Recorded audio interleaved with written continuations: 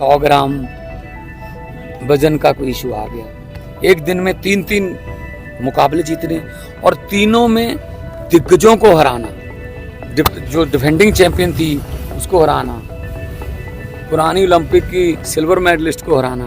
तो कल रात मैंने मैच देखा था। ये पहले 2 आए नंबर हमें, पहली ट्राई जब फोगट ने की, फिर 4-0 हुआ, फिर उसके बाद उसको 2 मिले, 4-2 हुआ, फिर हमें 1 मिला, 5 हुआ, फिर बिल्कुल 10 सेकंड रहते थे जब, तब उसको 2 नंबर और मिल गए तो मामला, तो फिर हमें 1 और मिला, 7-5 से वो मुकाबला जीता। मैं बहुत बड़ा स्पोर्ट्स लवर हूँ, मैं सेकंड भी जानता हूँ। घड़ी का भी थोड़ा चक्कर पड़ा था कि 8 सेकंड जो है वो घड़ी थोड़ा 2 सेकंड और बढ़ाओ, और हमने, मुझे पता है कि फोगट ने अपने कोच को बोल के रिव्यू भी लिया था कि मेरा पाँव पहले नहीं गया था बाहर, उसका क्यूबा की उसका गया था, लेकिन वो फैसला हमारे पक्ष में नहीं आया, उसको नंबर मिल गया। तो यहाँ के ऐसी टेक्निकल 100 ग्राम की, जब कोच साहब बता रहे हैं, अगर वहाँ के जो स्टाफ है उनके साथ फिजियोथेरेपी, अगर बाल ही कटवा देते 200 ग्राम के, तो बाल ही थे तो किसकी गलती रही होगी ये? तो लेकिन ये दुख इस बात का है, मैं कोई इसको राजनीति से जोड़ना नहीं चाहता हूँ, मैं स्पोर्ट्स लवर हूँ, मैं नहीं चाहता स्पोर्ट्स में राजनीति आए, लेकिन मुझे ये बता दीजिए कि हमारी जो इंडियन ओलंपिक एसोसिएशन के जितने भी मेंबर वहाँ गए हुए हैं, वो किस काम के लिए गए हुए हैं? घूमने गए हैं, ऐश प्रस्तियाँ करने गए हैं देश के जनता के पैसे पर। क्यों नहीं उन्होंने ये मामला उठाया कि हमें एक और चांस दीजिए, दोबारा करिए। एक दिन में वो लड़की 3 मुकाबले जीत रही है, अगले दिन 100 ग्राम बढ़ा के उसको कह रहे तुम आगे नहीं लड़ोगी, तेरे पुराने मुकाबले भी कैंसिल। ये क्या हो रहा है? हमें कम से कम विश्व गुरु तो हम बनना चाहते हैं, लेकिन इंडियन ओलंपिक एसोसिएशन एक बार भी आपत्ति नहीं उठाती। देखिए यहाँ छोटे छोटे हम क्रिकेट के जो गली क्रिकेट है उसमें भी हम कहते हैं नहीं यार मैं आउट नहीं हूँ, मैं आउट नहीं हूँ, नहीं आप मिल लो यार, मिल लो। तो मतलब हद है। हॉकी में हमारे प्लेयर को, रोहित दास को, हॉकी, चलो हम सेमीफाइनल में कल रात हार गए, कोई बात नहीं, नीदरलैंड और जर्मनी जाएंगे। पूरी ओलंपिक में हॉकी में एक ही रेड कार्ड आया भारतीय प्लेयर को, और उसका हर एक कोई निंदा कर रहा है कि ये कैसे रेड कार्ड है। ऐसे एक मूविंग में स्टिक जो है वो ऐसे लग गई, जानबूझकर मारी हो तो बिल्कुल रेड बनता है, वो रेड कार्ड मिला। एक हमका ऑस्ट्रेलिया के खिलाफ एक हमारा गोल डिसअलाउ हुआ, वो भी डिसअलाउ नहीं बनता था। थोड़ा तो हम यूक्रेन की जंग को तो रुकवा रहे हैं पापा, मोदी जी ने यूक्रेन की जंग रुकवा दी। अरे हमारे प्लेयरों के पक्ष में तो खड़े हो जाओ।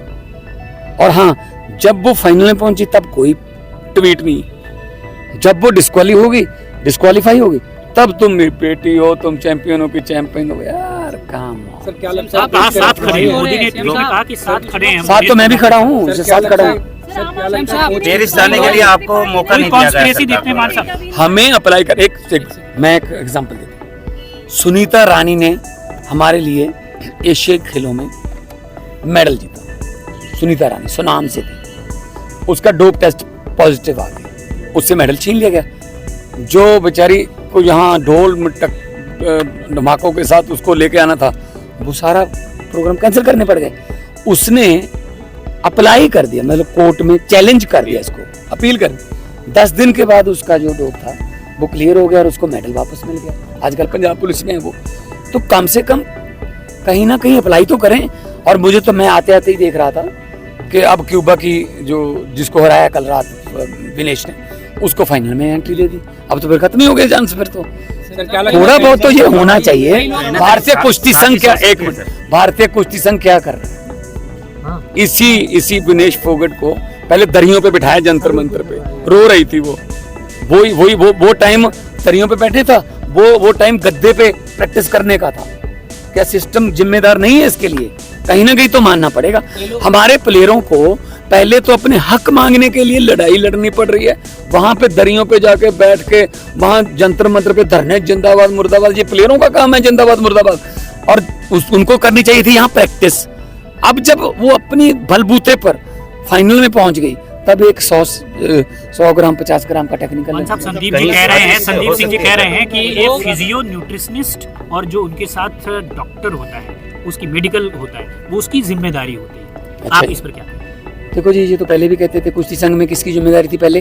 क्यों लड़कियां वहाँ पे, हमारी बेटियां वहाँ पे सड़कों पे गंगा किनारे अपने मेडलों को गंगा में बहाने के लिए चली गई थी? उसकी जिम्मेदारी इन्होंने तय की? किसी की तय की किसी ने?